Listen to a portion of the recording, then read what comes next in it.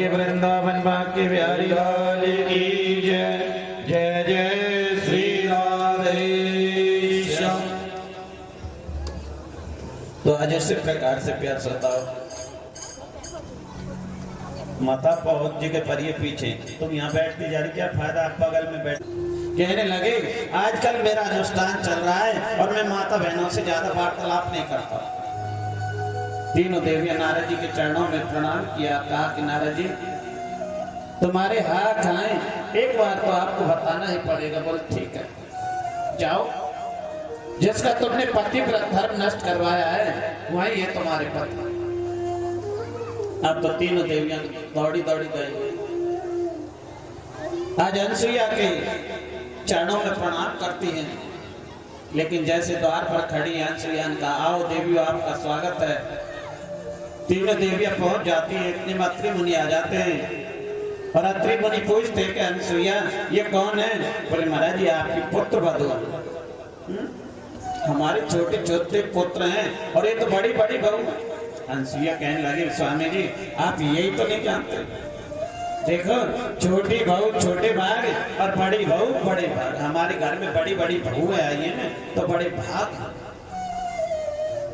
तो इस प्रकार से एक दिन अनसुईया लेटी हुई है और तीनों देवियां चरण चप्पी करती हैं। चरण चप्पी करते करते नेत्रों में से आंसू आ जाते हैं।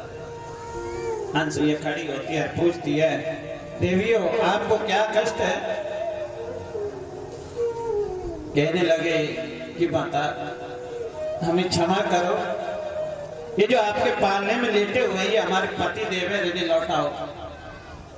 अनसुईया ने कहा देवियों आपको इतना कष्ट पाने की क्या जरूरत थी, आपने पहले क्यों नहीं बताया?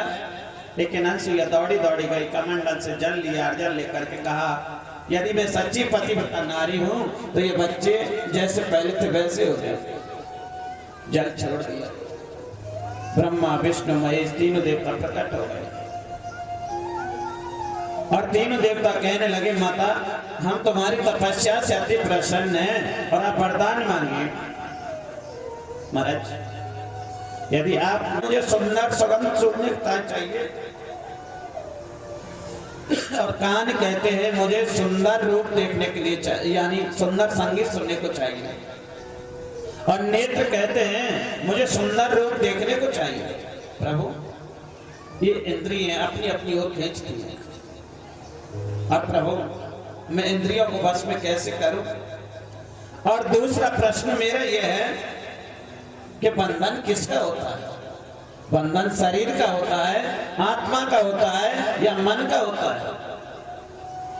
कपिल भगवान कहने लगे मां आप तो स्वयं परम साध्वी विदुषी, मैं आपसे क्या कहूंगा, परंतु हाँ जो मैंने जाना है वो मैं अवश्य आपको बताऊंगा। मां यदि ये जैसे कि जिव्या कहती मुझे सुंदर पदार्थ खाने को चाहिए,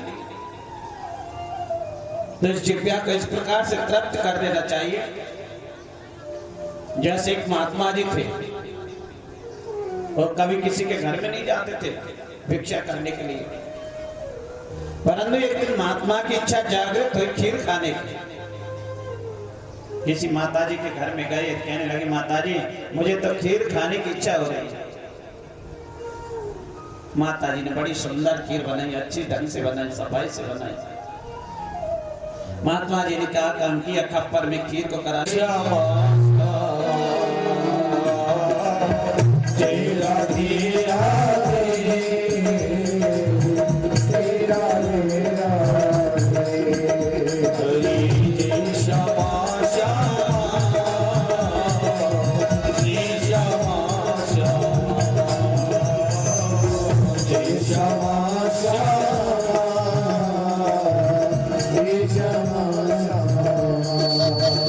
Oh,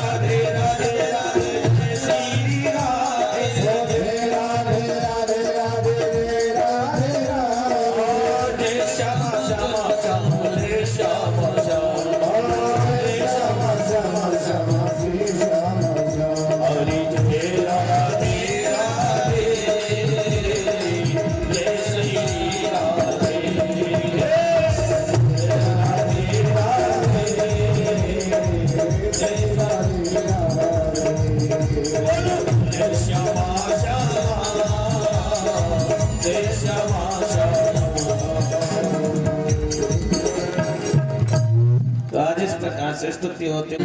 सब जग जानी सिया राम में, सब जग जानी सिया राम में, सब जग जानी सिया राम में, सब जग जानी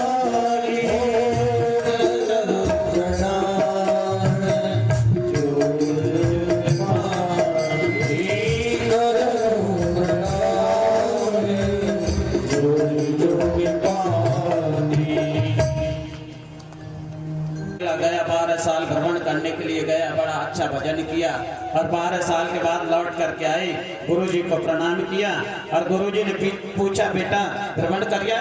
बोले हाँ गुरुजी भ्रमण कर आया। ज्ञान की प्राप्ति कर ली? बोले गुरुजी मुझे ज्ञान की प्राप्ति हो गई। तो क्या प्राप्ति करी? तो गुरुजी महाराज बड़ा अच्छा भजन किया, सत्संग मिला, संतों का संग मिला। बोल बेटा ठीक है, तुझे ज्ञान की पूरी प्राप्ति हो गई। मैं तुझे पूछना चाहता हूँ, क्या नरक स्वर्ग का पता लग गया? कौन व्यक्ति नरक में जाता है, कौन व्यक्ति स्वर्ग में जाता है? गुरुजी इतना तो प्राप्त नहीं हुआ, ये तो मुझे मालूम नहीं कौन नरक में जाता है, कौन स्वर्ग में जाता है। बोल जाओ इसका पता लगा करके आओ। गुरुजी 12 साल में तो अब आया, मैं क्या पता लगाऊंगा? बोल नहीं, उसका पता लगा करके आओ। काम फंसा हुआ है कैसे? यदि हम उसे भगवान की तरफ मोड़ करके देखें नेत्रों को, तो उसी प्रकार से आज कपिल भगवान की माँ को 9 प्रकार का भक्ति का वर्णन किया और कहा कि माँ जैसे हमारे तुलसीदास जी ने रामायण में लिखा है, भाव को भाव अनकाल सौ, भाव को भाव अनकाल से हो,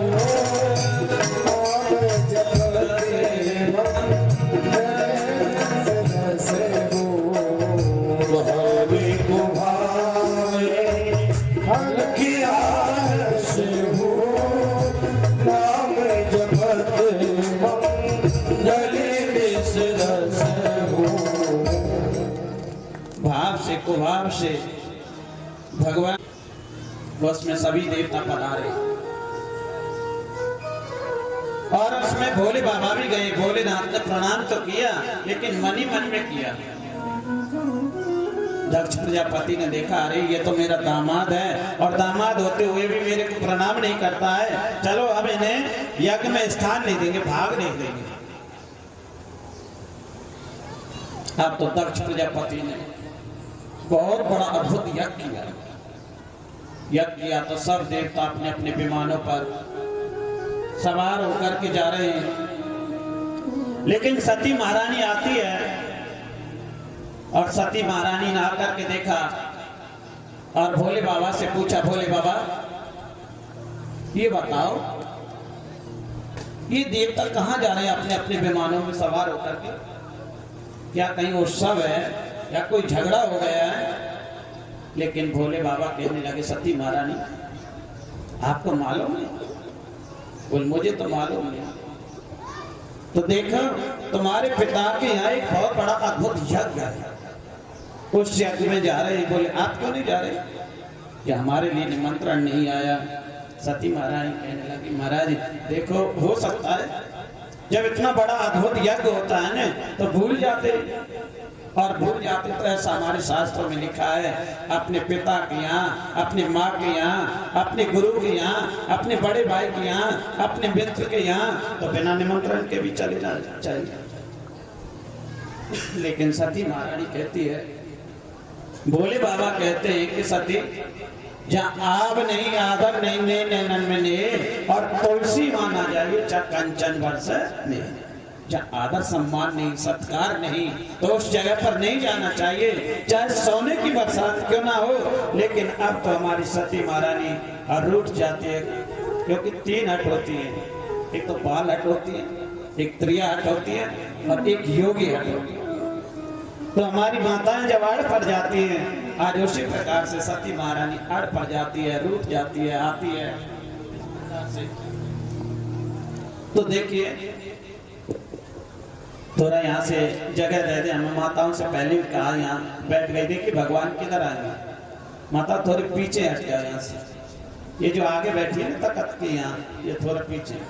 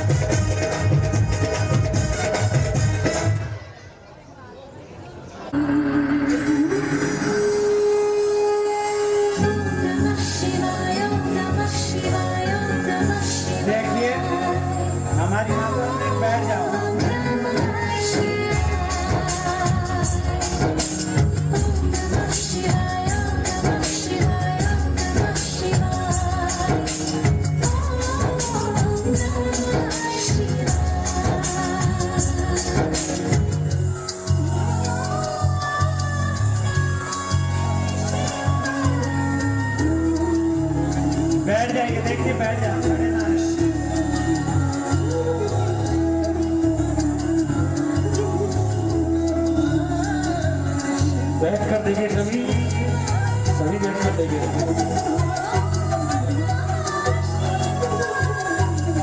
पुष्प की माला थाल सजाओ, गंगा जल भर कलश मिलाओ,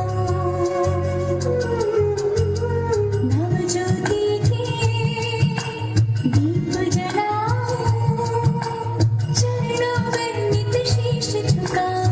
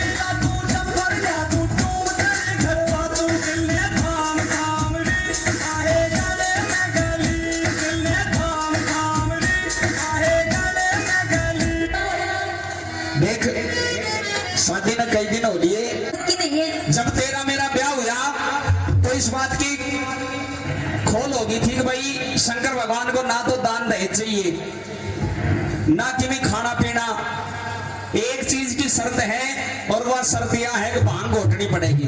तेरी भांग घोट घोट के मेरे हाथों में देख छाले पड़ गए। अभी तो शुरुआत हुई है, अभी तो बहुत पूरा महीना पड़ा है सावन का। पहली बात तो यह है कि मैंने नहीं पता था कि भोलेनाथ इतनी भांग पीते हैं। अच्छा। मुझे पता होता ना मैं शादी नहीं करवाती। देख तेरे लिए सब क्या है कि ठाट कर रखे हैं, अच्छा सारे ऐश कर रखे हैं तेरे खतर। बस काम एक ही है कि तना भांग घोटनी है और उसमें भी तू नाकरमोड़े से कर रही है। ये नाकरमोड़ है। हाँ मैं तो नो खुश हुई थी कि भोलेनाथ से शादी करूंगी तो मैं बहुत खुश रहूंगी। अभी नो करे तो ठाट कर रखे हैं। कौन से ठाट कर रखे हैं? ठाट। तू एक बात बता, आज तक मैंने तेरे पे कपड़े धुआए हैं? नो कह रहा जी कपड़े धोए हैं, कपड़े पहन रही हूँ जो कपड़े धोऊंगी इसके। फिर कने कदे घर में पोछा भारी करवाया है? तेरा घर है रहने जो घर में पोछा करूंगी मैं। कदे बर्तन मंजवाए तेरे कने? कभी खाना खा के देखा किसा हुआ है? एक कुंडी सोडा ला के घेर रखा, मेरे उसी में लगाए रखा रहते हैं। तो वो एक काम है तो फिर करती रहना क्यों है? नहीं मेरे बस की नहीं है। अच्छा हाँ। और मैं तेरे कने घटवा के मान लूंगा। नहीं गोटू।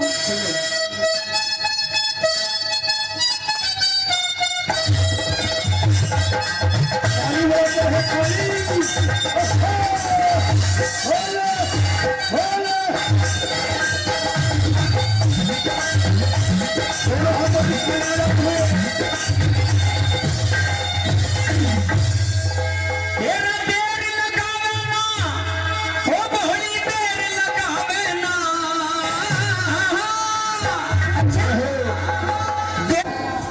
हारमोनियम अभी बजा रहा था थोड़ी देर पहले। सुन ले, सुना दे। डमरू बहुत जोर का बजाया करूं। वो तो मैं सुनती रहूं हर टाइम। सुन ले, तेरा देर लगावे ना, ओ बहनी देर लगावे ना। ओ गोरा, ओ गोरा, ओ गोरा भागना कर कैला, कहीं तू देर लगावे ना। ओ गोरा भागना कर कैला, कहीं तू देर लगावे ना। ओ देर लगावे ना, ओ बहनी देर लगावे ना।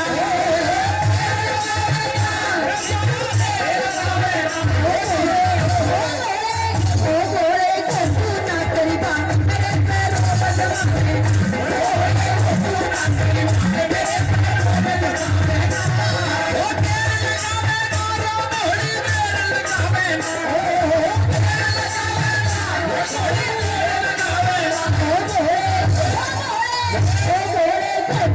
करी भांग मेरे पैरों पर लगावे।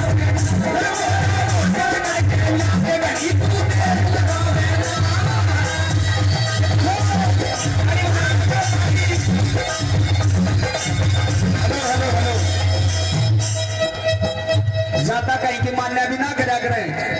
मारा घर बिगड़ रहा है, थम ताली बजाने लग रहे हो। सारी मेरी मानोगे के? मेरी मानेंगे। तू मना के देख लो। हल्की हल्की ताली बजाते रहो। अच्छा एक बात बताओ, सावन का महीना है, मैं घोड़ा बन रहा हूँ, तुमने मेरा है कि ना? घोड़ा आ रहा है मेरे में। मेरे में गोरा मैया आ रही है। मेरे साथ में भांग कौन कौन पीवेगा? हाथ उठाओ। शंकर भगवान का प्रसाद है, उठा ले कोई खींचता को ना ऊपर ना हाथ। हाथ उठाओ, भांग पीने में तैयार हो? तेरा भांग रगड़ कैला, तेरा कोला देर लगावे ना। बोली भांग रगड़ कैला, कहीं तू देर लगावे।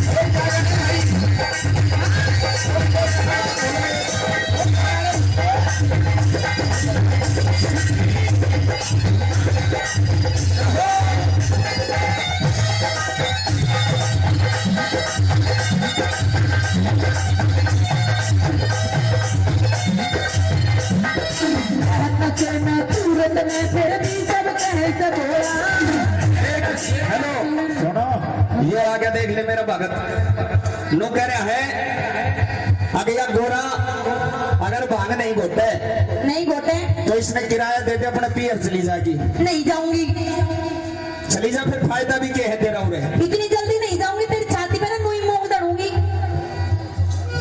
पर एक बात तो मैं चली जाऊंगा वो भी बात सही है देर तक भांग तो घुटा भी कोना तू मूंग दल देगी दल लूंगी फिर भांग ही घोट दे रहन से मैं चूरत में फिर भी सब कैसे भोला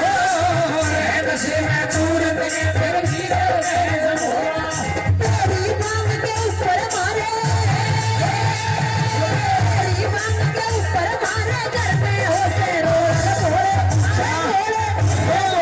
अच्छा लायो सांग कहीं तो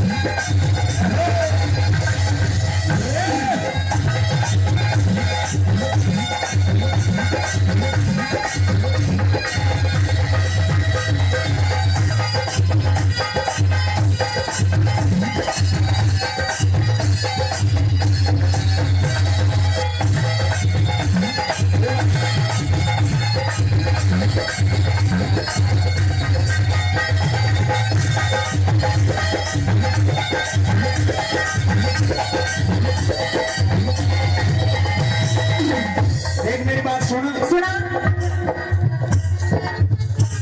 तेरे पे एक काम सौंप रखा है भांग घोटन का और वैसे सब कहेंगे ठाट कर रखे तेरे लिए क्या के ठाट नहीं है तो जो इतनी चीज तेरे धो रहे हैं कोई सोने की कोई चांदी की कोई हीरे की कोई मोती की ये कड़े थे लेकाई ये सारी की सारी मेरे बाप ने दी थी तेरे बाप ने हाँ सारी की सारी सारी की सारी मतलब सारी अपनी पियर ते लाई है सारी पेयर तलाई मेरी दियोड़ी एक भी चीज को एक भी चीज नहीं है याद कर ले कोई एक आधी चीज मेरी भी होगी सारी याद है एक भी ना दी तने बाद में कदे पीछे पछतावा हो एक आधी चीज मेरी भी निकला होगी लेकर आया कुछ वो गेर के इतने बड़े बड़े सांप गले में आ गया ये सूट पहन रही है कड़े तले काई अपने पियर ते आगे न मुंह करके बता पियर ते लाई हूँ ये बराती है मेरे सारे जितने भी हैं तो मैं के झूठ बोलूं सारा अपना पियर ते लाई हूँ एक दो इनमा तो बिचौला भी बैठा है इन तक बता तू सारी चीज पियर ते लाई है सारी पियर ते सूट पहन रही है कितने लाई पियर ते या चुन्नी पियर ते गले में चैन पियर ते हाथ की अंगूठी पियर ते ये पजेब पियर ते देख ले एक भी याद कर ले नहीं सारी याद है मेरा दिमाग है ना सही काम का है तो फिर जल्दी जल्दी बता थोड़ी कुछ सूट कितने लाई पियर ते चैन पियर ते चुन्नी कान के नाक के पजेब अरे गणेश पियर ते कौन सा है वो गणेश पियर ते ना लाई हूँ मैं पहले ही कहता ना कि एक आधी चीज मेरी भी मिल जाएगी तो यह चीज तो यहीं से ही ली है मैंने अच्छा हाँ। सुन ले मेरी बात सुना दे हाँ।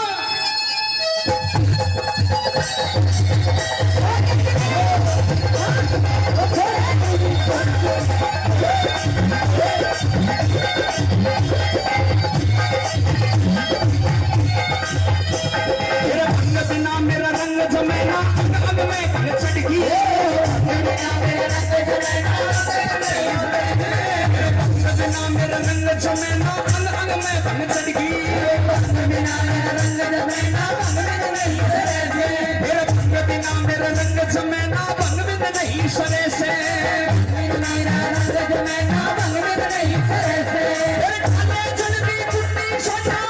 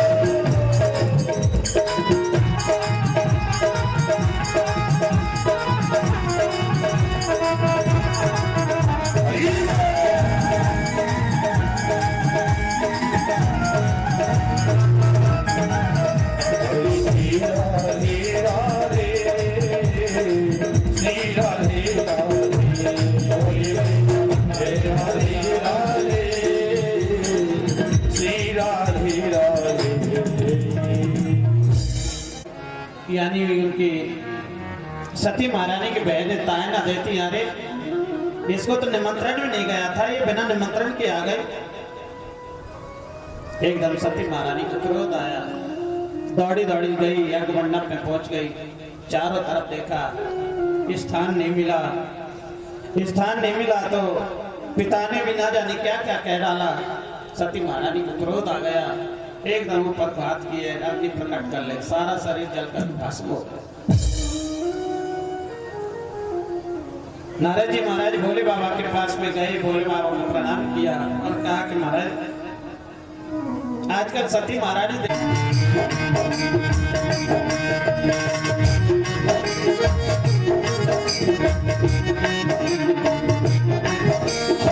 जिनका डमरू डम डम बोले, अगम निगम के भेद खोले। जिनका डमरू डम डम बोले, अगम निगम के भेद खोले। जिनका डमरू डम डम बोले, अगम निगम के भेद खोले। जिनका डमरू डम डम बोले, अगम निगम के भेद खोले। डमरू बजाने वाला, डमरू बजाने वाला, कोई नहीं, कोई बात से निराला, कोई और नहीं, से निराला, कोई और नहीं। जय भोले, हर हर महादेव।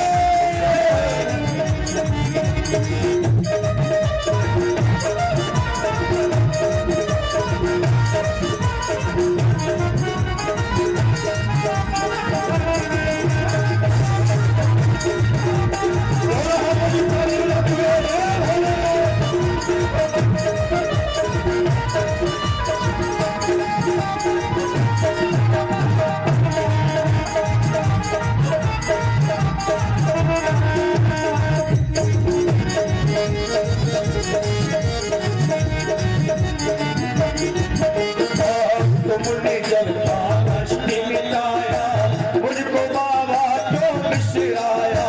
तुमने जब कष्ट मिटाया, मुझको बाबा क्यों बिसराया। भोले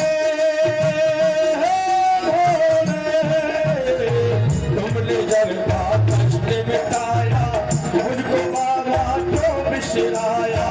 तुमने जब कष्ट मिटाया, मुझको बाबा ऐसा बिगड़ी बनाने वाला, बिगड़ी बनाने वाला, भोले नहीं, भोलेनाथ से निराला, भोलेनाथ से निराला, भोले से निराला।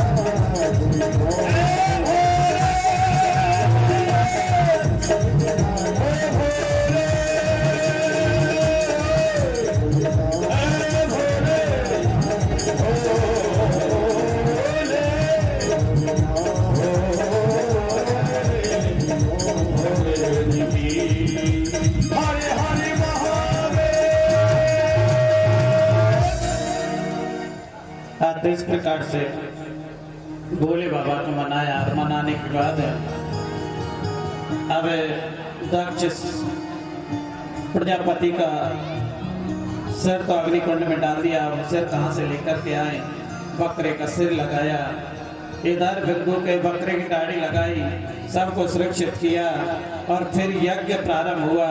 उसमें श्रीमन नारायण भगवान प्रकट हुए। बोलिए श्रीमन नारायण भगवान की।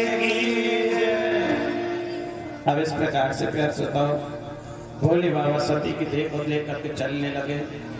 जहां जहां उनका अंग प्रत्यंग गिरते गए वहां एक योग शक्तिपीठ वंश आगे तो चलेगा। सुनी थी एक जंगल में छोटी सी पानी कुटी बना लेती है, सुरुचि महल में रहती है। लेकिन एक दिन महात्मा सुनीति के पास में आते, पूछते बेटी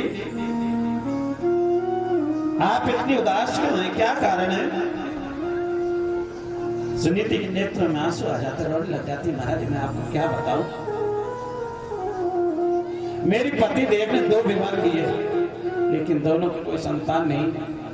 मैं चाहती हूँ मेरी सौतेली बहन है उसके एक संतान हो जाए। सुनीति कितनी अच्छी नीति है प्यार श्रोताओं। परंतु आजकल की जो माता बहना होती वो क्या कहती मालूम है, महाराज कुछ ऐसा कर दीजिए जो मेरी सौते की बहन है ना उसकी भी कोख बन जाए, उसके भी कोई संतान ना हो। लेकिन सुनीति कितनी अच्छी नीति है, जब तू मेरी कोख से जन्म लेगा तब अपने पिता की गोद में बैठने का अधिकारी हो सकता है, नहीं होगा। अब तो ध्रुव जी महाराज के नेत्र में आंसू आगे रोने लग गए और रोते रोते अपनी माँ के पास में गई। माँ माँ मैं अब यहाँ नहीं रहूंगा। रो रो के जो भी कहे बात मेरी, और नैन बरसे मौसी की बोली कई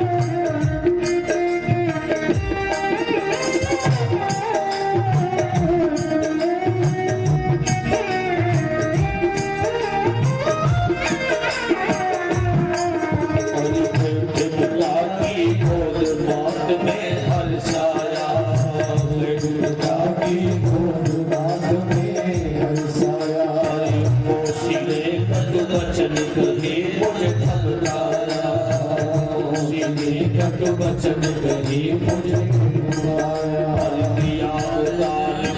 से माता मौसी की बोली में कई है कले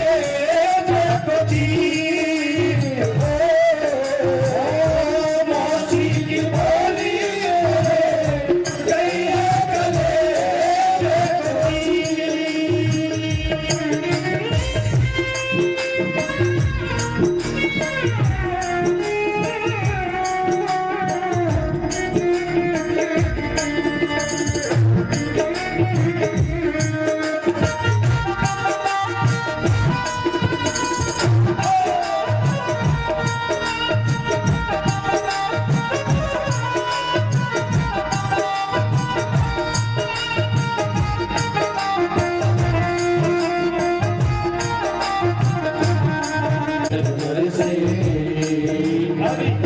मौसी की बोली मेरी कोई है कले मौसी की बोली कोई है कले हरे गुरु की भर खड़े रात मेरी नैन बरसे दी मौसी की बोली कोई है कले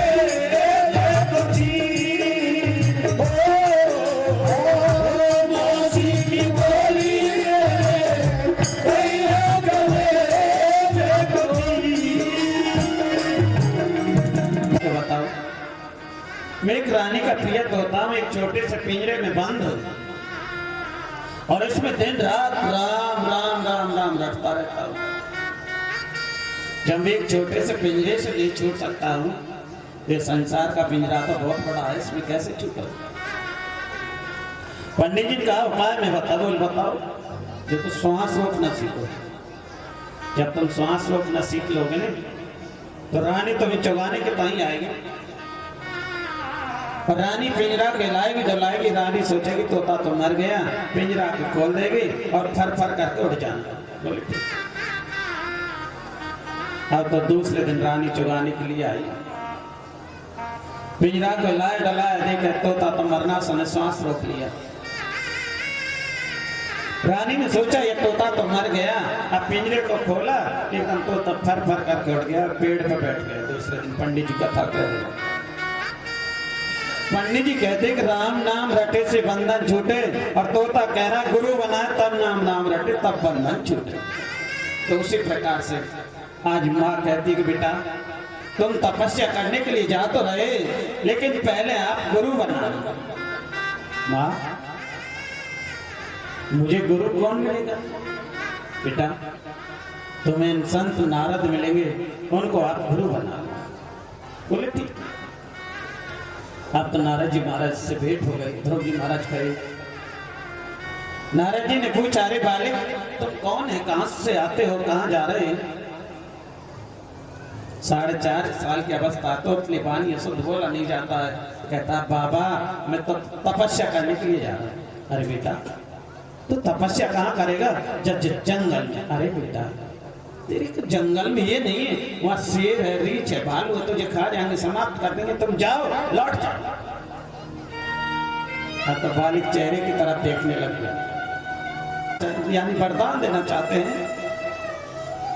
तो जब जब मुझे मनुष्य शरीर मिले तब तब मैं आपके चरणों की भक्ति करता रहूं। लेकिन भगवान कहते कि बेटा ध्रुव जिसके लिए तुमने तपस्या करी है, पहले मेरे आशीर्वाद से आप 36,000 वर्ष राज भोगना, और उसके बाद फिर मैं तुम्हें ध्रुव लोक यानी विमान के द्वारा तुम्हें ध्रुव लोक बुलाऊंगा, तुम्हारे को अलग से ध्रुव लोक बना दूंगा, तुम जाओ। लेकिन आज तो भगवान का आशीर्वाद प्राप्त करने के बाद ध्रुव जी महाराज चल देते हैं। लेकिन हमारे तुलसीदास जी ने रामायण में लिखा है, जा पर कृपा राम की होई, जा पर कृपा राम की होई, जा पर कृपा राम की होई। और तानपाद महाराज ध्रुव जी को लेने के लिए आ गए। सबसे पहले अपनी मौसी के लिए प्रणाम किया, फिर अपनी माँ के लिए प्रणाम किया, फिर अपने पिता के लिए प्रणाम किया। लेकिन पिता ने सोचा एक मेरा बेटा ध्रुव जो 5 साल की अवस्था में भगवान की प्राप्ति कर ली, और एक मैं हूँ इस संसार में पड़ा हो रहता खाता हूँ। लेकिन ध्रुव जी को राजगद्दी पर बैठा दिया, और राजगद्दी पर बैठाने के बाद अब तो तानपाद महाराज तो तपस्या करने के लिए चले गए। लेकिन अब ध्रुव जी का भाई है, मौसी का लड़का है, जिसका नाम उत्तम है, एक दिन जंगल में चले जाता है, यक्षों के बगीचा में पहुंच जाता है, और यक्ष उसे समाप्त कर देते हैं।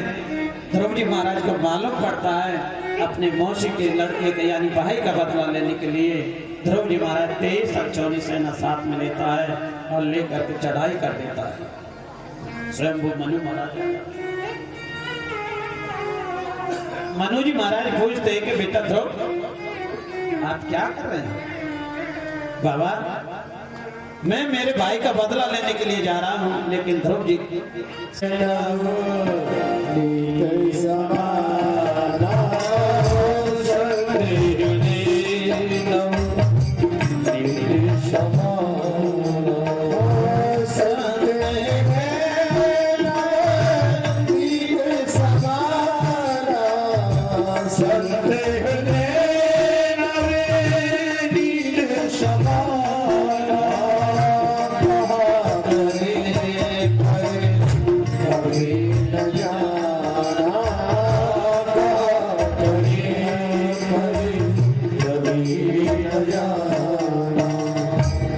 यानी संतों का हृदय कैसे होता है? संतों का हृदय एक मक्खन के समान होता है। जैसे मक्खन को आप घिसते उतना ही चिकनाट बनता चले जाता है, लेकिन मक्खन अपने असर को नहीं छोड़ता है। उसी प्रकार से संतों का हृदय होता है नवनीत यानी कोमल होता है। तो सत्संग किसे कहते हैं? कि आपको साधारण बात बतलाऊं,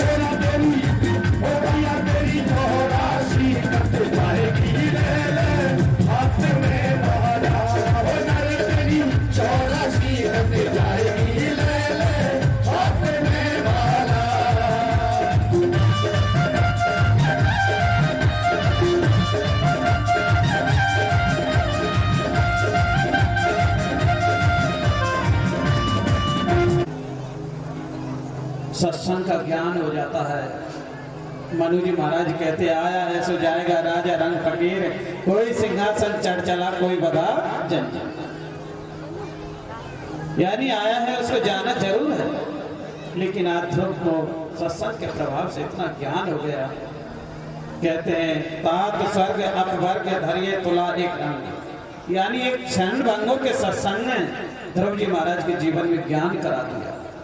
ध्रुव जी महाराज ने अपने पुत्र उत्कल को बैठाया गद्दी पर, और आकाश से विमान आया। विमान से पहले एक देवी आई जिसका नाम है मृत्यु देवी।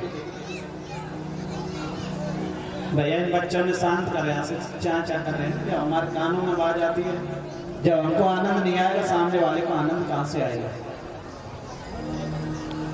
हाथ जोड़कर खड़ी हो गई, बोले महाराज आप मुझे क्यों मारते हो। तो पृथ्वी जी महाराज कहते हैं पृथ्वी देवी आप पर बीज डालते हैं, आप निकल जाती है, उसको उगलती नहीं। लेकिन पृथ्वी कहती है कि महाराज करुणा जानते जन तो करने प्रियते सुखम दुखम क्षयम करुणा विद्यते।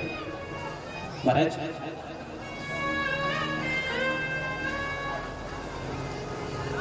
जीव का कर्म यानी जन्म कर्म से होता है, मृत्यु भी कर्म से होती है, दुख और सुख भी कर्म से मिलते हैं। और आप वरदान मांगो महाराज, यदि आप मेरी तपस्या से प्रसन्न हैं और आप मुझे वरदान देना चाहते हैं तो ये जो दो कान है ना, इनसे मुझे कथा कीर्तन सुनने से मेरी तृप्ति नहीं होती है। इन दो कानों में हजारों कानों का वर दीजिए। बोले तथास्तु। अब इन्हें पृथ्वी जी महाराज के अंतर ध्यान हुए, अंतर ध्यान के बेटा प्राचीन बनी हुए। लेकिन ये भी बहुत अच्छा प्रसंग है, सुनने लायक प्रसंग है। हवीरदान के बेटा जो प्राचीन वर्री हैं, प्राचीन वर्री ने भी बहुत यज्ञ किए जीवन में। लेकिन हमारे शास्त्र कहते हैं इतिहास पुराणानी वेद शास्त्र विधि विधि, यानी हम कोई भी सत्कार्य करें लेकिन शास्त्रों की सहमति से करना चाहिए। और यदि शास्त्रों की सहमति से नहीं करते तो उसमें कोई फल प्राप्त नहीं होता, फल नहीं मिलता। प्राचीन वर्णी ने बहुत से यज्ञ किए जा रहे हैं, लेकिन एक बहुत बड़ी भारी गलती कर रहे हैं। वो क्या कर रहे हैं,